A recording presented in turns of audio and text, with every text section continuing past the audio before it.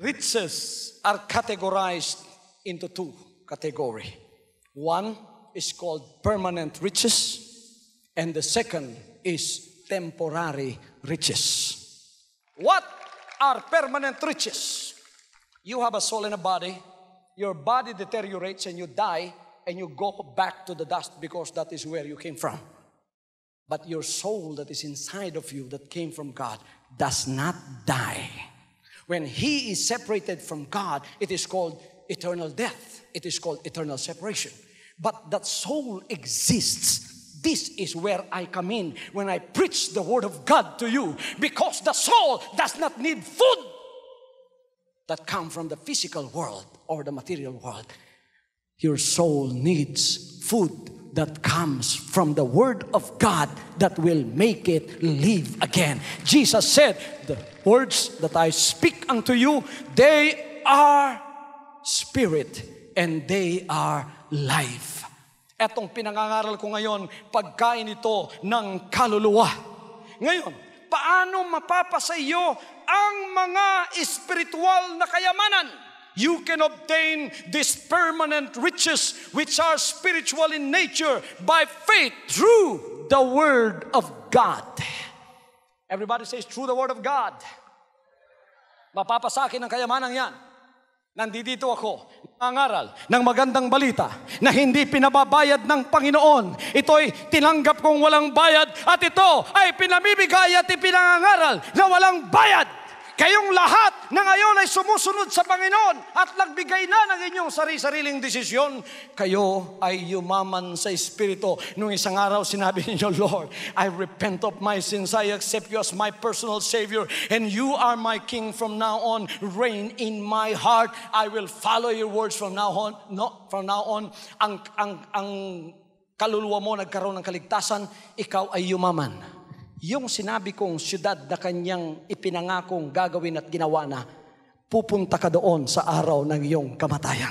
For you to obtain this, you must know what is truth and what is error. Truth is the path to heaven. For us not to be deceived, let us stick to the words of God because this is the truth. Thy word is truth. Ang katotohanan ang siyang iyong susi papunta sa langit. Para hindi ka malinlang, kailangan manatili ka sa mga salita ng Diyos. Kaya pagka nakikinig kayo ng salita ng Diyos at hindi nakasulat sa banal na kasulatan ng turo o doktrina, huwag ninyong tanggapin. Sinabi ni Paul, whether we or an angel from heaven preach any other gospel unto you than that which we have preached unto you, let him be accursed. Huwag tanggapin kahit si Pablo pa o isang anghel. Manatili tayo dito. Any doctrine teaching that's not based in the words of God should be rejected. Ngayon, pupunta ako sa pangalawang klase ng kayamanan. Temporaryong kayamanan. Temporary riches na siyang pinagkakaguluhan at pinaghahanap ng marami. Financial, temporary riches, financial, material, and bodily riches. Money, food, clothing, houses, lands, cars, education, earthly honor, health for the body, itong lahat mga temporal na kayamanan. Pera, sinong may pera sa mga sandaling ito? Taas ang kamay. Huwag kayong matakot, di ko kayo hold upin. Temporaryo lang yan. Kikita ninyo, marami kayong pera ngayon. Bukas, wala na. Temporary ang kwarta. Ayaw gyud ibutang tanan ang imong utok sa pagpangita, ana. Unahon nimo ang pagpangita sa gingharian sa Dios aron makasulod didto ang imong kalag. Food, temporary din yan. Kakainin mo, after 4 hours, ilalabas mo na naman. Baro, damit, nako, eto bago pa. Pero mga 2 linggo o 1 buwan, luma na yan. Bibili ka na naman ng bago. Ngunit sa gabing ito, sasabihin ko sa inyo kung paanong angkinin ang mga bagay na ito na ating kailangan. Huwag ninyong kalimutan, kung gusto niyo angkinin ang mga temporal na mga kayamanan ito, unahin muna ninyo ang espiritual na kayamanan.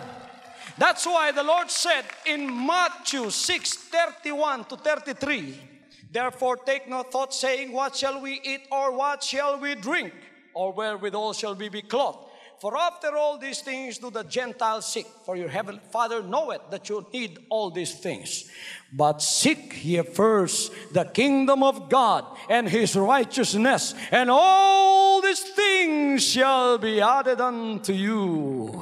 Hanapin muna nyo yung kaharian ng Diyos. Saan po ang daan? Sinabi ni Jesus Christ, I am the way, the truth, and the life. No man cometh unto the Father but by me. Makukuha mo ang pagpapala ng Diyos na temporal na ito sa pamamagitan ng pagsusunod.